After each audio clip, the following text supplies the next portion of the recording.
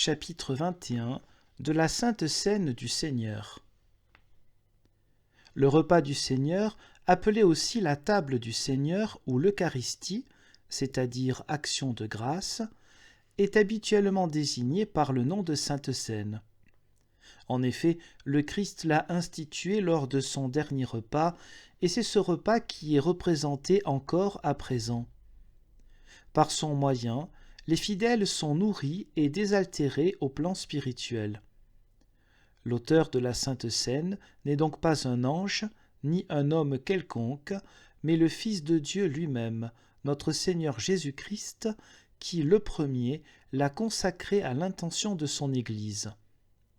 Cette même consécration ou bénédiction demeure toujours pour tous ceux qui célèbrent, non pas une autre scène, mais celle-là même que le Seigneur a instituée, y répétant les paroles du dernier repas du Seigneur. Elle est pour ceux qui, en toute chose, fixent les yeux sur le Christ seul, par une vraie foi, et reçoivent, comme de ses propres mains, ce qui leur est donné par le ministère des pasteurs de l'Église. Par ce rite sacré, le Seigneur veut imprimer et renouveler dans notre mémoire ce grand et précieux bienfait procuré au genre humain, à savoir son corps livré et son sang versé, par lesquels il a obtenu le pardon de tous nos péchés et nous a rachetés de la mort éternelle, ainsi que du pouvoir du diable. De plus, par la Seine, il nous fait manger sa chair et boire son sang, qui, étant saisis spirituellement par une vraie foi, nous nourrissent pour la vie éternelle. Or, ce bienfait insigne est renouvelé toutes les fois que la Sainte Seine est célébrée. Car le Seigneur a dit « Faites ceci en mémoire de moi ». De la même manière, par ce repas sacré, cette vérité est scellée en nous, le Christ s'est donné en sacrifice pour le pardon de nos péchés, afin que notre foi ne chancelle pas. Or, par l'action visible du ministre, ce sacrement représente extérieurement, et pour ainsi dire nous met devant les yeux, pour notre contemplation, ce qui est opéré intérieurement et de manière invisible dans notre cœur, par le Saint-Esprit lui-même.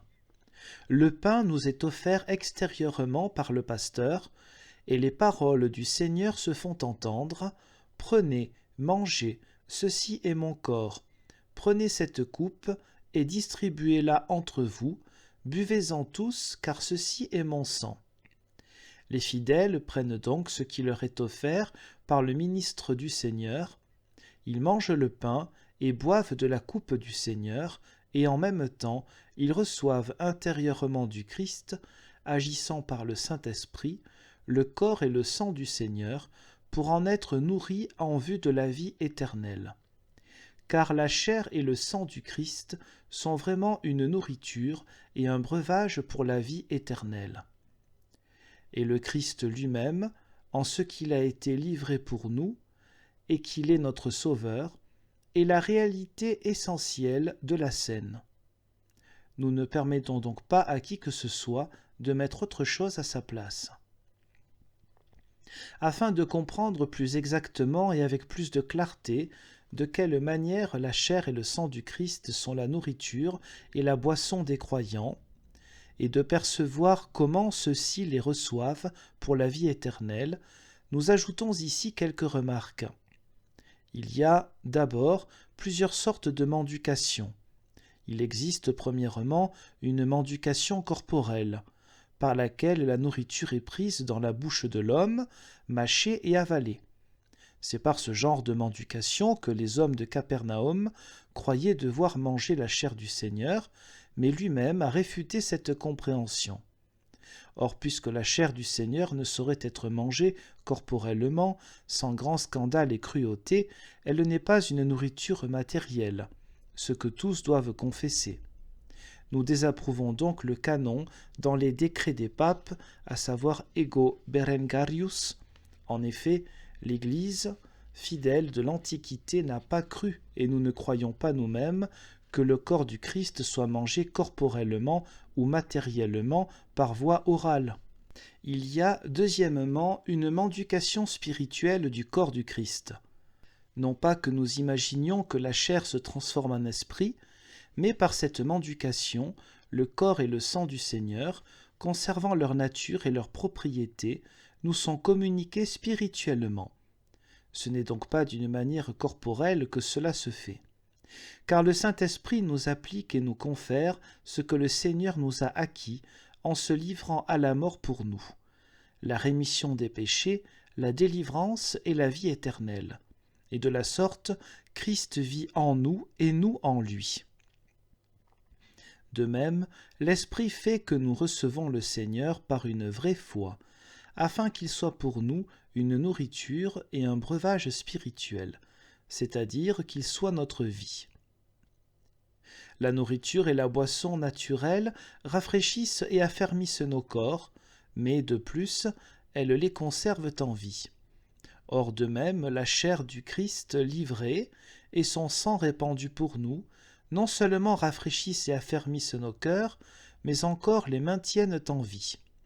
Non parce que nous en mangerions ou boirions matériellement, mais parce qu'ils nous sont communiqués spirituellement par l'Esprit de Dieu. En effet, le Seigneur a dit « Le pain que je donnerai, c'est ma chair pour la vie du monde. » Et de même, c'est l'Esprit qui vivifie. La chair, c'est-à-dire prise corporellement, ne sert de rien. Les paroles que je vous ai dites sont esprit et vie. Et de même qu'en mangeant, nous devons recevoir la nourriture en nos corps pour qu'elle y fasse son effet et de l'efficacité, car tant qu'elle reste en dehors, elle ne nous profite aucunement. Ainsi, il faut que nous recevions le Christ par la foi, afin qu'il soit nôtre, qu'il vive en nous et que nous vivions en lui. Car il dit « Moi je suis le pain de vie. Celui qui vient à moi n'aura jamais faim, et celui qui croit en moi n'aura jamais soif. Et encore, celui qui me mangera vivra par moi. Il demeure en moi, et moi en lui. » Dans tout cela, il apparaît clairement qu'en parlant d'une nourriture spirituelle, nous ne pensons pas à quelque viande imaginaire, mais au corps du Seigneur lui-même, sacrifié pour nous. Toutefois, ce corps n'est pas reçu matériellement par les fidèles, mais spirituellement par la foi. En cela, nous suivons point par point la doctrine du Christ lui-même, notre Sauveur et Seigneur. Or, manger la chair et boire le sang du Seigneur est à tel point nécessaire pour le salut que nul ne peut être sauvé d'une autre manière. Mais cette action se fait également en dehors de la scène, et même aussi souvent et partout où un homme croit en Christ. À quoi se rapporte la formule heureuse d'Augustin « Pourquoi prépares-tu dents et ventre ? Crois et tu as mangé. » Outre cette mendication spirituelle, il y a encore, troisièmement, la mendication sacramentelle du corps du Seigneur. Là, le fidèle ne participe pas spirituellement et intérieurement seulement au vrai corps et au vrai sang du Seigneur, mais de plus, en allant à la table du Seigneur, il reçoit extérieurement le sacrement visible de ce corps et de ce sang. Certes, lorsque le fidèle a cru, il a reçu ces aliments vivifiants et il en jouit encore. Mais, quand à présent il prend le sacrement, il reçoit quelque chose de plus. Car en persévérant continuellement dans la communion au corps et au sang du Seigneur, sa foi est de plus en plus attisée, fortifiée et ranimée par cet aliment spirituel. En effet, tant que nous vivons, notre foi doit croître. Et celui qui reçoit extérieurement le sacrement par une vraie foi ne reçoit pas seulement le signe, mais il jouit aussi, comme nous l'avons dit, de la réalité signifiée elle-même. D'ailleurs, cet homme-là obéit à l'institution et à l'ordre du Seigneur. Et, d'un cœur joyeux, il rend grâce pour sa rédemption, ainsi que pour celle du genre humain tout entier. Il se remet fidèlement en mémoire la mort du Seigneur et l'atteste en présence de l'Église comme un membre de ce corps auquel il appartient. De même, par le sacrement, cette vérité est scellée en ceux qui le reçoivent, à savoir que le corps du Seigneur a été livré et son sang versé, non seulement pour le genre humain en général, mais particulièrement pour chaque croyant qui communie, et pour qui se manger et se boire sont accordés en vue du salut. En outre, celui qui s'approche de cette table sacrée du Seigneur sans foi participe seulement au sacrement. Quant à la réalité de celui-ci, d'où viennent la vie et le salut, il ne la reçoit aucunement. De telles personnes mangent indignement à la table du Seigneur. Or ceux qui, de façon indigne, mangent du pain et boivent de la coupe du Seigneur se rendent coupables envers le corps et le sang du Christ. Ils mangent et boivent un jugement contre eux-mêmes. En effet, parce qu'ils ne viennent pas avec une vraie foi, ils méprisent la mort du Seigneur et ainsi mangent et boivent leur propre condamnation. Nous ne joignons donc pas le corps et le sang du Seigneur au pain et au vin, de telle sorte que nous disions que le pain soit lui-même le corps du Christ, sinon d'une manière sacramentelle. Nous n'affirmons pas que le corps du Christ se trouve corporellement sous le pain, en sorte qu'ils doivent être adorés sous la forme du pain, ni que quiconque reçoit le signe en reçoive aussi la réalité elle-même. Le corps du Christ est au ciel, à la droite du Père. Nous devons donc élever nos cœurs en haut et non les fixer sur le pain ou adorer le Seigneur dans les espèces. Pourtant le Seigneur n'est pas absent de son Église lorsque celle-ci célèbre la scène. Le soleil, éloigné de nous dans le ciel, nous est malgré cela présent quant à son efficacité. Or le soleil de justice, à savoir le Christ, tout en étant corporellement au ciel, nous est bien davantage présent, non pas physiquement, mais spirituellement par son œuvre vivifiante. C'est ainsi qu'il a lui-même déclaré, lors du dernier repas, qu'il serait présent parmi nous. D'où, par conséquent, nous n'avons pas une scène sans Christ.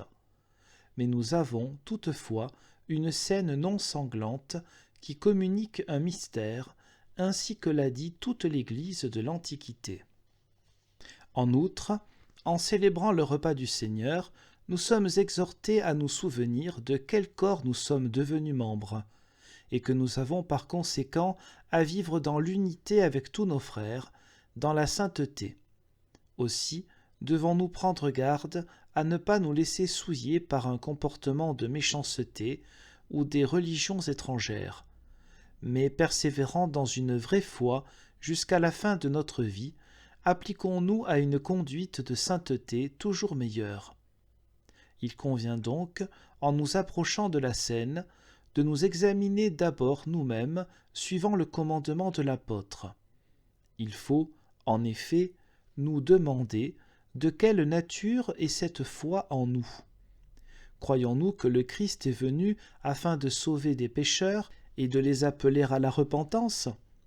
De même, chacun doit se demander s'il croit être lui-même du nombre de ceux qui sont délivrés et sauvés par le Christ, s'il est décidé à abandonner ses voies méchantes, à vivre dans la sainteté et à persévérer avec l'aide du Seigneur dans la vraie religion et l'unité avec ses frères, et à rendre à Dieu des actions de grâce acceptables au sujet de sa délivrance.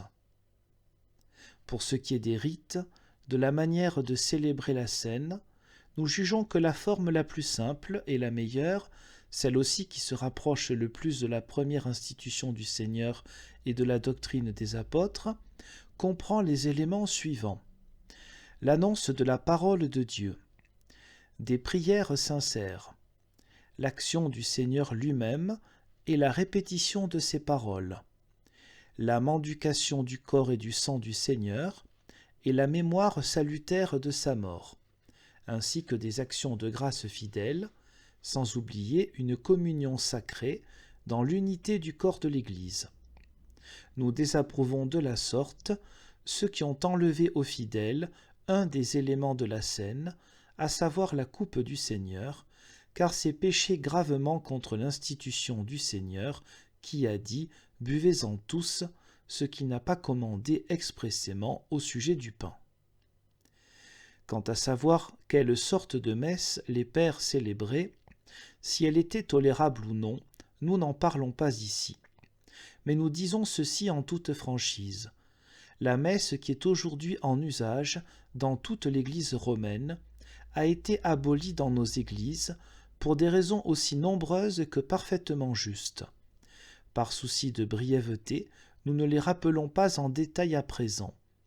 Assurément, nous n'avons pu approuver qu'on fasse d'un geste sacré un vain spectacle et un acte méritoire, célébré pour gagner de l'argent. De même, nous l'avons rejeté car, dans la messe, le prêtre est censé changer les espèces en le corps du Seigneur lui-même et l'offrir réellement pour la rémission des péchés des vivants et des morts. De plus, cette messe est destinée à honorer et à célébrer la mémoire des saints glorifiés, et ainsi de suite.